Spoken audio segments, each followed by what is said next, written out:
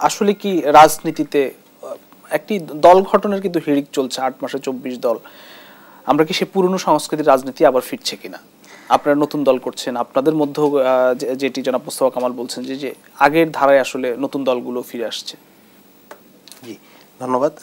আমি আসলে নতুন দল হচ্ছে ওয়েলকাম করা উচিত আমাদের, কিন্তু আগের ধারা নতুন ধারার প্রশ্ন হচ্ছে আমরা তো অভ্যুত্থানের পরে অভ্যুত্থানের নেতৃত্ব দানকারীদের নিয়ে গঠিত দল।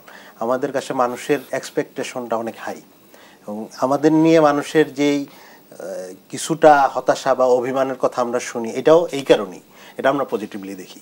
এবং হচ্ছে আমরা একটা নতুন বাংলাদেশ বলতে চাচ্ছি।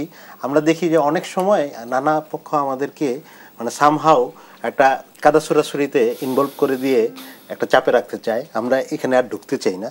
আমরা নিজেরা সবসময় চিন্তা করি যে নিউ জেনারেশনাল একটা পলিটিক্সের দিকে আমরা মুভ করতে চাই।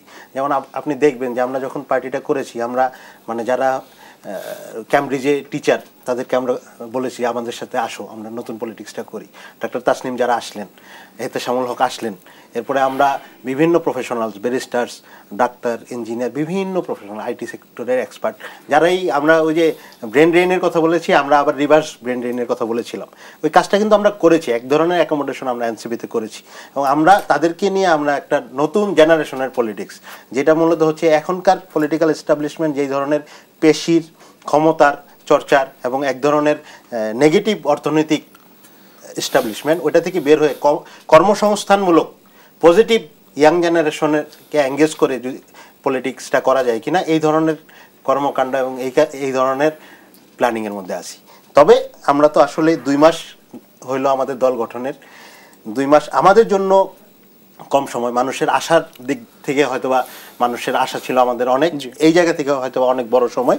তো 2 মাস আমরা মানুষের কাছে দোয়া চাই, আপনাদের কাছেও দোয়া চাই যে আমরা সাংগঠনিকভাবে অনেক বেশি এখন এঙ্গেজ হচ্ছি লোকালি। আমরা সাংগঠনিকভাবে 19টা টিম গঠন করেছি, আমরা সব থানা, উপজেলা, ইউনিয়ন পর্যায়ে ছড়িয়ে পড়ছি। আমরা সাংগঠনিক স্ট্রাকচার তৈরি করতেছি, সেই সাথে গণসংযোগ করতেছি। মানুষকে আমরা বলার চেষ্টা করতেছি যে আমরা আসলে পুরাতন বন্দোবস্ত চাই না, আমরা কাদা ছড়াছড়ির রাজনীতিটাও চাই না। শুধু ওই আওয়ামী ফ্যাসিস্ট ব্যতীত যারাই বাংলাদেশে জুলাই অভ্যুত্থানে অবদান রেখেছে তাদের সাথে আমাদের নীতিগত আমরা কোনো শত্রুতা করতে চাই না। এখন কি সে কাদা ছড়াছড়ির রাজনীতি দেখেন? কাদা ছড়াছড়ি রাজনীতি হচ্ছে, কিন্তু আমরা বলতেছি যে এটা দুঃখজনকভাবে আমাদেরকে কেউ কেউ এঙ্গেজ করে ফেলতেছে। এবং যারা হচ্ছে পুরাতন রাজনৈতিক যে এস্টাবলিশমেন্ট, তারা আমার মনে হয় যে তারা চাচ্ছেন না ইয়াং জেনারেশন নতুন করে যেই চিন্তা ভাবনা করতেছে ওই রাজনীতিটা ফলপ্রসূ হোক। এই কারণে এক ধরনের চাপের মুখে ফেলে একটা কাদা ছড়াছড়ি রাজনীতিতে এঙ্গেজ করে দেওয়ার একটা চেষ্টা। আমরা এখান থেকে বের হইতে চাই, এবং আমরা বুঝেছি যে এই এঙ্গেজমেন্টটা আমাদের জন্য ভালো কিছু নিয়ে আসবে না। আমরা চাই নতুন মানুষকে, নিউ জেনারেশনকে এবং বাংলাদেশের আপামর জনসাধারণকে এটা বলতে যে জুলাই যেভাবে আমরা কোনো বিভেদ করিনি নারী পুরুষ ধর্ম বর্ণ, ঠিক এইভাবে বাংলাদেশ গঠনের প্রশ্নেও আমরা যাতে নারী পুরুষ ধর্ম বর্ণ দল মত নির্বিশেষে আগায় যেতে পারি, এবং এনসিপি এটার একটা বড় অগ্রদূত হইতে চাই। এই যে আপনাদের বিরুদ্ধে অনেকগুলো অভিযোগ, আপনাদের সমন্বয়কের কথা বলা হচ্ছে বা বিভিন্ন অভিযোগ যেটি জনাব মোস্তফা কামাল ভাই বললেন, মানে এগুলো আসলে কি বলবেন? আপনারা নিজেরাই কি জড়াচ্ছেন না এই ধরনের কাদা ছড়াছড়ি? আপনাদেরকে নিয়ে তো অনেক প্রত্যাশা মানুষের। সমন্বয়ক পরিচয়টা আসলে একটু লুক্রেটিভ হয়ে গিয়েছিল 5 আগস্টের পরে, এবং আমরা কিন্তু অফিসিয়ালি বলে দিয়েছি যে সমন্বয়ক পরিচয় আর নাই। আমাদের এই পরিচয়, এই পরিচয়ে কেউ যদি অপকর্মে যুক্ত হয় তাহলে তাকে আইন শৃঙ্খলা বাহিনী মানে দায় দায়িত্ব দিয়ে দেওয়ার কথাও আমরা বলেছি। কারণ আমাদের আসলেই কিন্তু সেন্ট্রাল 158 জন সমন্বয়ক ছাড়া লোকালি আমাদের কোনো সমন্বয়ক কমিটি ঘোষণাও হয়নি। কিন্তু ভাই বলবেন যে বাগেরহাটে সমন্বয়ক কমিটি, আসলে এটা হচ্ছে এই পরিচয়টা লুক্রেটিভ হওয়ার কারণে কেউ কেউ ব্যবহার করছে। আমরা এই ক্ষেত্রে প্রশাসনকে সরাসরি বলে দিছি যে যদি মানে আহ্বান জানাইছি যে কোনোভাবে যদি এই পরিচয়ে কেউ অপকর্মে জড়াইতে চায় তার ব্যাপারে ব্যবস্থা নেন, আমরা কারো দায় দায়িত্ব নিব না। আর আমাদের যারা পদে আছে তাদের মধ্য থেকে কেউ যদি কোনো ধরনের সংগঠনের নীতি বিরোধী, শৃঙ্খলা বিরোধী, বাংলাদেশের আইন বহির্ভূত বা যে কোনো অর্থনৈতিক অপকর্মে লিপ্ত হয় তাদের জন্য আমরা কিন্তু, আপনি জানেন কিনা জানি না, আমরা শৃঙ্খলা কমিটি গঠন করেছি এবং আমরা অলরেডি আমরা এটা নিয়ে কাজ শুরু করেছি। আমরা আমাদের একজন যুগ্ম সদস্য সচিবকেও অস্থায়ী অব্যাহতি দিয়েছি আমরা, এবং বিষয়টি তদন্তাধীন, আমরা প্রক্রিয়ার মধ্যে দিয়ে আছি। আমরা এই ব্যাপারে খুব ওয়েলকামিং, এবং আমরা মিডিয়াকেও বলবো যে আমাদেরকে হেল্প করেন, আমরা যাতে ফ্রেশ থাকতে চাই। আলামিন দোয়া চেয়েছে, হেল্প চেয়েছে, ওই দোয়ার অংশ হিসেবেই কিন্তু আমি আপনাকে কয়েকটা তথ্য দিয়েছি, জি, কিন্তু অবশ্যই। আপনি তথ্য নেওয়ার দিকে কতটুকু আগ্রহী ছিলেন সেটা আপনার বিষয়ে দর্শকরাও দেখবে। অর্থাৎ দোয়া কদ্দুর নিতে চাচ্ছেন আপনি। দ্বিতীয়ত, আপনারা যে বন্দোবস্তের কথা বলছেন শুনতে ভালো লাগে, কিন্তু দেখেন গত সরকারের শেষ দিকে ওই সময়ের প্রধানমন্ত্রী একটা তথ্য দিয়েছিলেন যে ওনার পিয়ন 400 কোটি টাকা নিয়ে পালিয়েছে। ঘটনাচক্রে বর্তমান যে সরকার আছে তাদের ওখানে তাদের এখনো 2 জন উপদেষ্টা আছেন, তাদের যে এনসিপির এনসিপির কেউ না, কেউ নাই। ছাত্র। এটাই তো প্রথাগত রাজনীতি যে আমি অস্বীকার কিভাবে করব। এরই মধ্যে দুই না, আমার দলের কেউ না থাকলে আমি স্বীকার কিভাবে আপনার করব? দলের বলবেন না, এটাই তো প্রথাগত বিষয়, অস্বীকার করা। অস্বীকারের নানান কৌশল আছে আপনাদের মধ্যে। এরই মধ্যে দুই একজন ওনারা সহ আরো কেউ কেউ বলছে আমি কিন্তু এনসিপির সাথে নাই, আবার এনসিপি কাউকে কাউকে বলে যে সে কিন্তু আমাদের সাথে নাই। এখন কোন দিন যে বলা শুরু করবেন যে আমি কিন্তু 5 জুলাইতে ছিলাম না, লক্ষণ কিন্তু বড় খারাপ। লক্ষণ বড় খারাপ। এটার সাথে তো এটা রিলেটেড না। একজন ব্যক্তি যদি মানে ফোর্সে আমি বললাম যে ভাই আপনি এনসিপির সাথে আছেন, এটা তো হয় আছেন অথবা নাই, দুইটা একটা তো স্বীকার অথবা অস্বীকার করতে হবে আমার। এটা তো কিছু প্রথমত করার আপনি নাই। প্রবলেম যদি সলভ করতে চান, জি। প্রথম দাওয়াই হচ্ছে প্রবলেমটা স্বীকার করা। এখন এটা তো এখন আমার আপনারা ইস্যু স্বীকার- না কেন, কারণ একজন কোন উপদেষ্টাই তো আমাদের দলের সাথে, দলের তো কোনো উপদেষ্টা নাই, বা এই সরকারে তো আমাদের দলের কোনো প্রতিনিধি নাই। আপনিও ভালো করে বোঝেন, যারা দর্শক আছেন দেখছেন তারাও বুঝছেন যে তারা কারা কোথায় আছেন।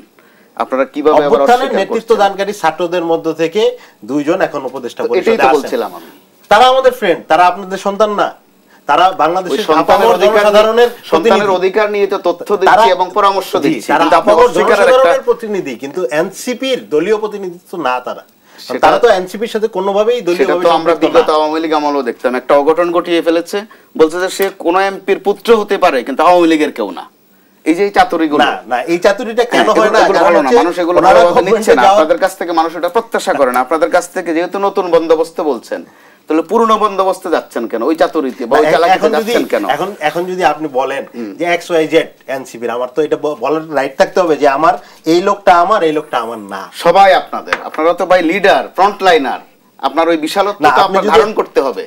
তো ওই ঠিক আছে, বিশালত্ব কিন্তু যখন আপনি ধারণ যখন করবেন, আমাদের বলেন যে এই উপদেশটা আমাদের, তখন তো এটা প্রবলেমেটিক, একটা বর্গে আমারে ফেলে দেওয়া আমাদেরও তো। যে সরকারের সাথে আমি প্রতিনিধিত্ব এই উপদেশটা তো আমাদেরও, সবার। সবার গভর্নমেন্টই আমাদের, বিশেষভাবে জনগণের আপনাদের। আন্দোলনে তফাৎটুকু এতটুকু সবার, কিন্তু বিশেষভাবে আপনাদের। এটা হচ্ছে সলিড কথা। এটা কিন্তু ভাই এখানে- আমাদের চাপে রাখতে চাচ্ছেন হ্যাঁ, আর কি। না আপনারা না চাপে রাখবেন গোটা সবাইকে, আপনারা চাপে রাখার ওই অধিকার রাখেন, ওই ক্ষমতা রাখেন, ওই না, দক্ষতা ওই ক্ষমতা রাখেন। আপনারা- না না, আছে, ওই দক্ষতা আপনাদের আছে। একটা যাকে ফ্যাসিস্ট বলা হয়, 15 বছর 7 মাসের সরকার, বিএনপির মতো বড় দল যাদেরকে হটাইতে পারে নাই, বারবার আন্দোলনের পরীক্ষা বিএনপি ব্যর্থ হয়েছে, রোজার পর, ঈদের পর, শীতের পর, আপনারা 36 দিনে সফল হয়েছেন। এটা তো অবশ্যই গর্ব করার মতো। তারা আপনাদের সাথে ছিল কি ছিল না আরেকটা দেশের জন্য প্রশ্ন। আমাদের এই দম আছে, হ্যাঁ, তো ওই দম দমটা- আছে, আমরা এটা কাজে লাগাতে চাই। ওটাই তো আমি বলছি। জি। আমি এক বাক্যে বলছি, আপনি 7-8টা বাক্য দিয়েও কথাটা বলেছেন। তো এখানে আপনারা দেখেন আরেকটা বিষয়, এখনো যদি আপনি বলেন যে এটাও আবার আমাদের বিষয় নয়, আপনাদেরকে বলা হতো তখন নামটা ছিল আপনাদের প্রথমত শিক্ষার্থী, এরপরে আন্দোলন, শিক্ষার্থীদের আন্দোলন। তো শিক্ষার্থীদের মধ্যে আপনি দেখেন 9 মাস যাচ্ছে প্রায়, শিক্ষা বিষয়ক কোনো একটি কথা দেখেছেন কোথাও? কোথাও নাই। এটাও কিন্তু আপনাদের প্রধানত দায়িত্ব, যেহেতু আপনারা শিক্ষার্থী ছিলেন বা এখনো শিক্ষার্থী কোনো না কোনো ভাবে। শিক্ষা সংস্কারের কোনো আলাপ আছে কোথাও? নাই। পাঠ্যসূচির আলাপ আছে? নাই। শিক্ষা পদ্ধতির আলাপ আছে? নাই।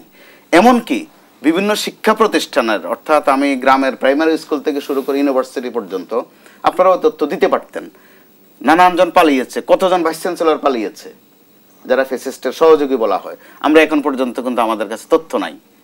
ক্লাসে যান, দেখেন ক্লাস ফাঁকা, টিচার নাই, ওই টিচার কোথায়?